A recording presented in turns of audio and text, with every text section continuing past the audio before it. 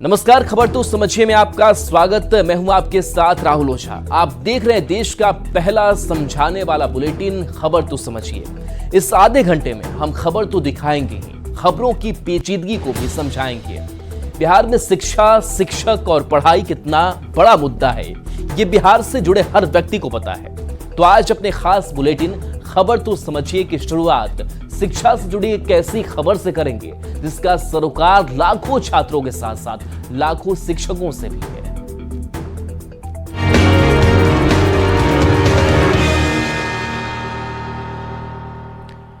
तो न्यूज 18 की खबर पर एक बार फिर से मुहर लगी है। सक्षमता परीक्षा 2 की तिथि का ऐलान हो गया है। 26, 27 और 28 जून को सक्षमता 2 परीक्षा का आयोजन किया जाएगा। इसमें करीब 85,000 अभ्यर्थी शामिल होंगे। इसके साथ ही बीपीएससी ने भी प्रधानाध्यापक और प्रधान शिक्षक की परीक्षा तिथि की घोषणा कर दी है। 28 जून को प्रधानाध्यापक पद के लिए परीक्षा होगी। दोपहर 12 बजे से दोपहर 2:30 बजे तक पटना और मुजफ्फरपुर में परीक्षा ली जाएगी। 150 अंक की परीक्षा में नेगेटिव मार्किंग का प्रावधान नहीं रखा गया है। वहीं 29 जून को प्रधान शिक्षक पद के लिए परीक्षा होगी। बिहार के 13 जिलों में परीक्षा का आयोजन किया जाएगा।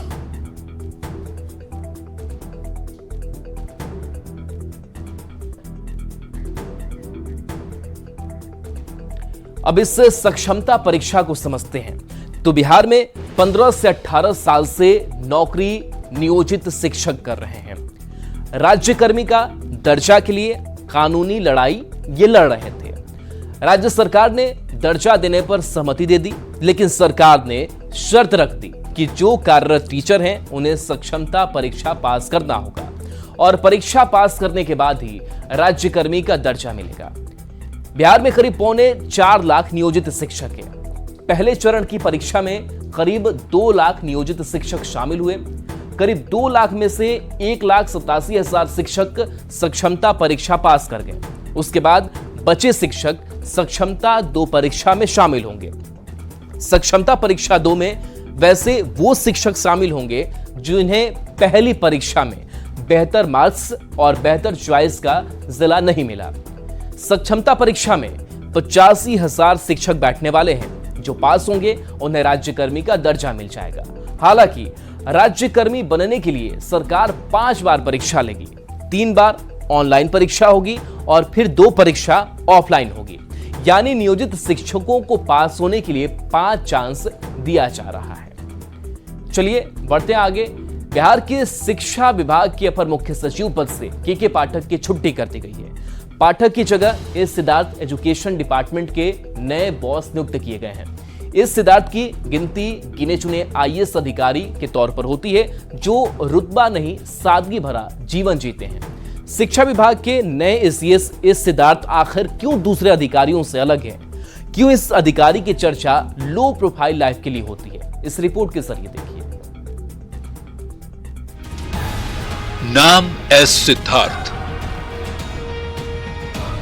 पद अपर मुख्य सचिव शिक्षा विभाग, 1991 बैच के आईएएस अधिकारी।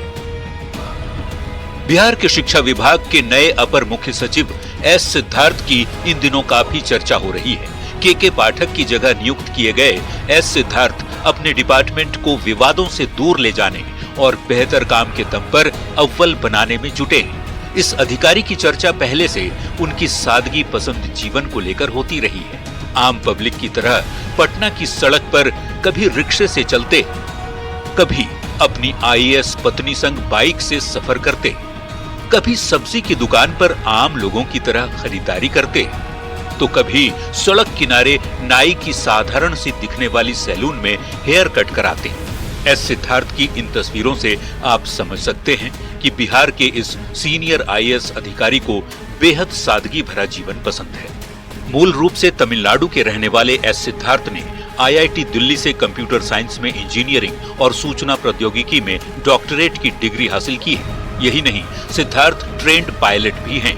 बिहार कैडर मिलने के बाद इस प्रदेश की संस्कृति से इस कदर रच बस गए हैं कि बिहार के सबसे बड़े पर्व छठ के लिए ठेकुए का प्रसाद भी बना लेते हैं। ठेकुआ बनाते एस सिद्धार्थ की ये तस्वीर सोशल मीडिया पर वायरल हो चुकी है। बिहार और यहाँ की माटी को लेकर क्या कहते हैं एस सिद्धार्थ, आप भी सुनिए। ये आर्यभट्ट और चाणक्य जैसे विद्वानों की धरती रही है। मगध साम्राज्य का केंद्र बिंदु रहा, अंग राज्य का केंद्र बिंदु रहा और मिथिला का भी एक केंद्र बिंदु रहा। वैशाली ने पूरे विश्व को गणतंत्र की जानकारी दी।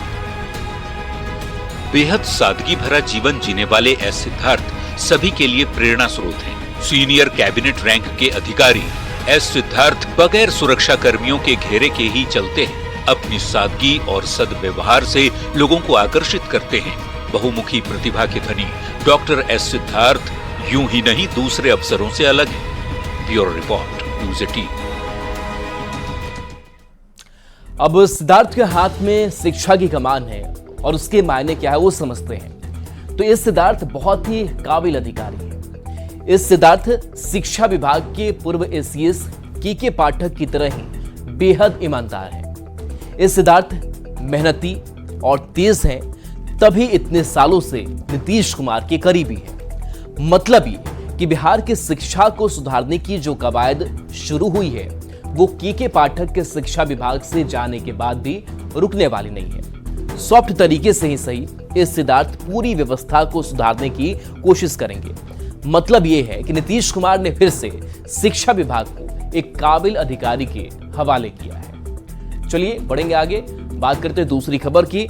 पूर्णिया के रुपौली में होने वाले उपचुनाव में एनडीए की तरफ से जेडीयू ने कलाधर मंडल को उम्मीदवार बनाया है।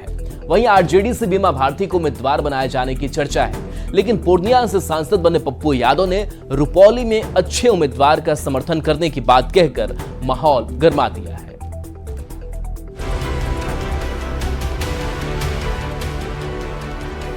बीमा भारती के इस्तीफे के बाद खाली हुई रुपौली सीट पर उपचुनाव होने जा रहा है। पूर्णिया से लोकसभा चुनाव लड़ने के लिए बीमा भारती जेडीयू को छोड़ चुकी थी। रुपौली विधानसभा सीट की विधायकी छोड़ने के बाद रुपौली विधायक के पद से इस्तीफा देकर आरजेडी के टिकट पर पूर्णिया से लोकसभा का चुनाव लड़ा था, लेकिन निर्दलीय पप्पू यादव ने उनका जमानत भी जब्त करा दिया। सवाल है कि रुपौली विधानसभा सीट पर आरजेडी का उम्मीदवार कौन होगा? क्या आरजेडी से बीमा भारती को उम्मीदवार बनाया जाएगा? पार्टी के शीर्षक नेताओं द्वारा जो फैसला होगा, जो भी प्रत्याशी होंगे, हम लोग उनको जिताने का काम करेंगे।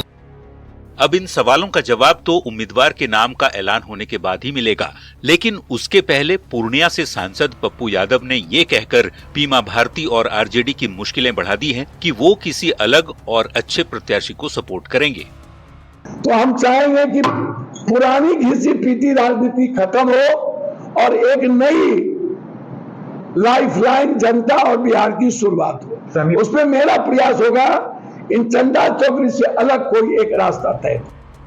बीमा भारती के इस्तीफे के बाद खाली हुई रुपौली सीट पर जेडीयू ने कालाधर मंडल को उम्मीदवार बनाया है। एक अनुभवी व्यक्ति को जो अति पिछड़ा समाज के से आते हैं, उनको कलाधर प्रसाद मंडल जी को रुपौली से टिकट मिला है।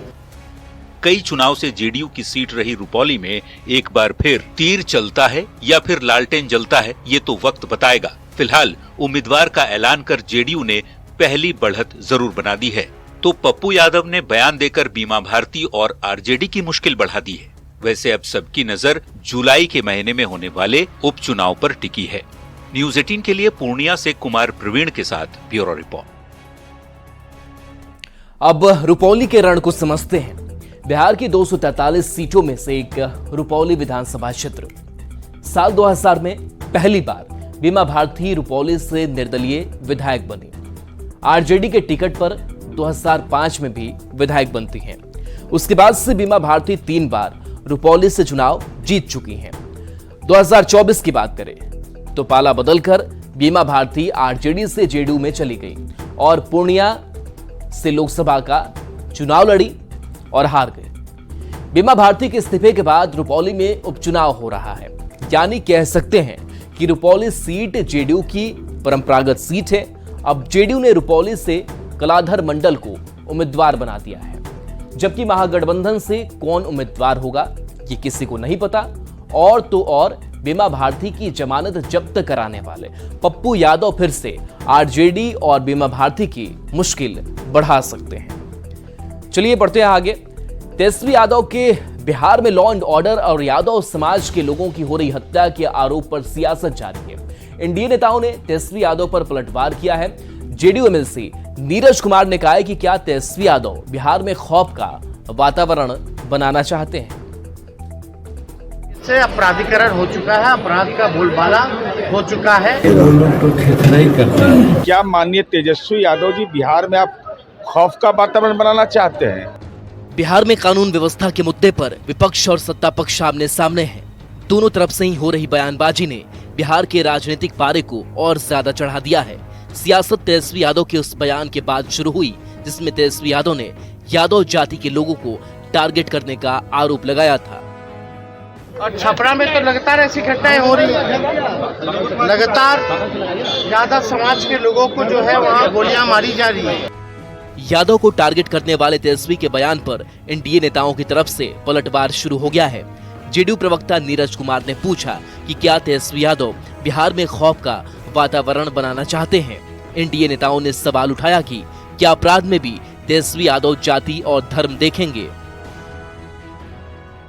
माननीय तेजस्वी यादव जी अपराध की व्याख्या भी आप जाति पर करने लगे, ये तो दुर्भाग्यपूर्ण आपका नजरिया है। तेजस्वी यादव के बयान पर पलटवार करते हुए जीतन राम मांझी ने कहा है कि आरजेडी जैसी पार्टी के नेताओं को लॉ एंड ऑर्डर पर बात करने का हक नहीं है।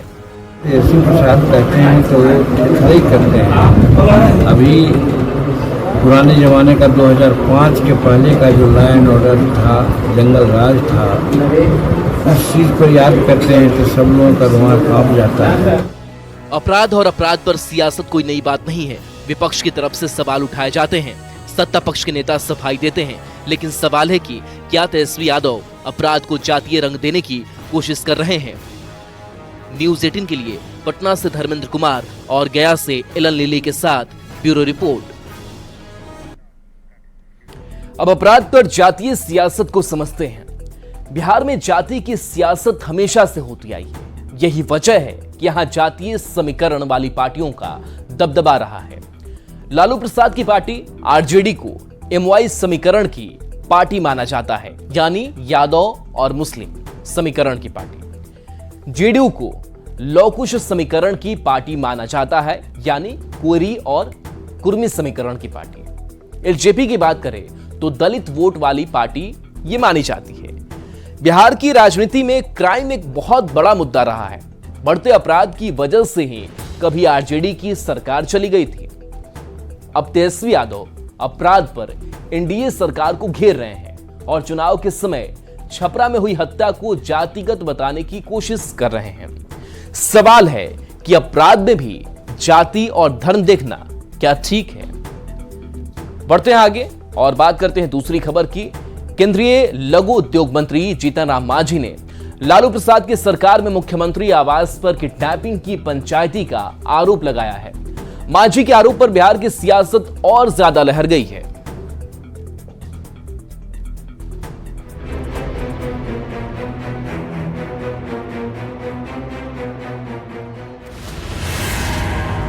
आरजेडी सरकार में अपराधियों से मुख्यमंत्री आवास में होता था नेगोशिएशन। ये हम नहीं कह रहे। अब तक का ये सबसे बड़ा आरोप लगाया हिंदुस्तानी अवाम मोर्चा के संरक्षक और केंद्रीय एमएसएमई मंत्री जीतन राम मांझी ने। मांझी ने क्या कहा है, खुद सुनिए। समय तो कार्रवाई नहीं होती थी, बल्कि सीएम हो नेगोशिएशन था। आज वैसा नहीं हो रहा है। मांझी के बयान पर बिहार की सियासत सुलग गई है। मांझी ने इतना बड़ा आरोप क्यों लगाया, वो भी बताएंगे।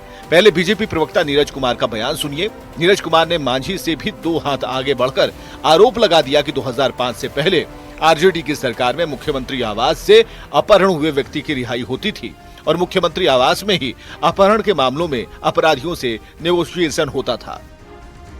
याद करिए न वो दिन जब बिहार में डॉक्टर किडनैप हुआ करते थे और लालू जी के आवास से उन डॉक्टर को छोड़ा जाता था। वहां पैसे लेकर, वहां पंचायती होती बैठती थी, पैसे लेकर छोड़ा जाता था। जीतन राम मांझी के अब तक के सबसे बड़े आरोप पर कांग्रेस आरजेडी के नेताओं ने पलटवार किया है। जीतन राम मांझी जी, आप भारत सरकार के मंत्री हैं और एक मंत्री इस तरह का स्तरहीन बयान दे, ये किसी भी दृष्टिकोण से ठीक नहीं है। मांझी के बयान पर कांग्रेस प्रवक्ता ज्ञान रंजन ने कहा कि बढ़ते अपराध पर पर्दा डालने के लिए मांझी जैसे एनडीए के नेता इस तरह का बयान दे रहे हैं। क्या मांझी जी तथ्य के साथ ये बोल सकते हैं कि राबड़ी आवास में या राजद के लोग अपराधी लोग को संरक्षण देते हैं? अगर ऐसा थे तो इतने दिनों से उन्होंने क्यों नहीं पकड़वाया? अपनी नाकामी को छुपाने के लिए दूसरों पे दोषारोपण करना बंद करें। 13 जून को नेता प्रतिपक्ष तेजस्वी यादव ने सोशल साइट एक्स पर पोस्ट लिखकर अपराध के मुद्दे पर बिहार की एनडीए सरकार को घेरा था। तेजस्वी ने हाल के दिनों में हुई घटनाओं की एक लिस्ट भी जारी की थी और यहां तक कह दिया था कि यादव जाति के लोगों को टारगेट किया जा रहा है। तेजस्वी के इन्हीं आरोपों के बाद एनडीए नेताओं ने पलटवार करना शुरू कर दिया और ये याद दिलाने लगे कि लालू प्रसाद और राबड़ी देवी की सरकार में बिहार का क्या हाल था। न्यूज़ 18 के लिए पटना से रवि एस नारायण और गया से एलन लेली के साथ ब्यूरो रिपोर्ट। अब लालू परिवार पर मांझी के निशाने को समझिए। बिहार में अपराध पर सियासत तेज है। तेजस्वी यादव अपराध पर सरकार को घेर रहे हैं। जीतन राम मांझी ने आरजेडी सरकार में अपराध का आईना दिखाया है और यह बताने की कोशिश की कि उस समय अपराधियों को सरकार का संरक्षण था। हालांकि आरजेडी ने मांझी के आरोप को गलत बताया है। चलिए रुक कर लेते हैं दूसरी खबर का और इस बीच लातेहार से बड़ी खबर सामने आ रही है, जहां ट्रेन में आग लगने की सूचना से अफरा तफरी मच गई। जान बचाने के लिए चलती ट्रेन से लोग कूद गए। मालगाड़ी की चपेट में आने से 4 यात्रियों की मौत की खबर सामने आ रही है। कई यात्री गंभीर रूप से घायल हुए हैं। हेहेगड़ा कुमाडी रेलवे स्टेशन के बीच की घटना बताई जा रही है। रांची सासाराम इंटरसिटी एक्सप्रेस की यह घटना बताई जा रही। तो इस वक्त की बड़ी खबर बता रहे हैं लातेहार से, जहां पर ट्रेन में आग लग गई और आग लगने की जैसे ही खबर फैली अफरा तफरी यात्रियों में मच गई। जान बचाने के लिए चलती ट्रेन से ही यात्री कूद पड़े और बताया जा रहा है कि उसके बाद से मालगाड़ी की चपेट में ये यात्री आ गए, जिसमें 4 यात्रियों की मौत हो गई। ये तस्वीर हम आपको दिखा रहे हैं वहां की। विकास तिवारी हमारे साथ न्यूज़ 18 संवाददाता जुड़े हैं। विकास, क्या कुछ हुआ, अपडेट क्या है आपके पास? जी राहुल, मैं आपको बता देना चाहूंगा कि लातेहार जिले की यह बहुत ही दर्दनाक घटना घटी है, जहां पर रांची सासाराम इंटरसिटी एक्सप्रेस पे यात्री सवारी कर रहे थे। उसी दौरान ट्रेन में आग लगने की जैसे ही बात सामने आई, यात्रियों ने अपने जान बचाने को लेकर ट्रेन से छलांग लगा दी और जस्ट बगल के जो पटरी है उस पर से एक 4 यात्रियों की मौत होने की सूचना है। वहीं कई यात्री गंभीर रूप से घायल है। वहां पे विकास, ये आग वाकई लगी थी या सिर्फ अफवाह फैली है? जी बिल्कुल राहुल, वहां पर ट्रेन में कभी ऐसी गर्मी के दिनों में सिचुएशन उत्पन्न होती है कि ब्रेक लगने पर चिंगारी वहां से उत्पन्न होती है और धुआं उठ जाता है। तो वैसे में कहीं ना कहीं आग लगी भी और अफवाह भी हुई। तो जी चलिए, शुक्रिया विकास इस अपडेट के लिए आपका। तो देखिए, बताया जा रहा है कि थोड़ा कहीं धुआं उठा और उसके बाद से यात्रियों में ये बात फैल गई कि कहीं आग लगी है, जिस वजह से यात्री कूदने लगे। और जैसे ही यात्री कूद रहे थे, बताया जा रहा है कि दूसरे ट्रैक से उधर से मालगाड़ी आ रही थी और मालगाड़ी की चपेट में आ गए यात्री और 4 यात्री की मौत इस घटना में हो गई।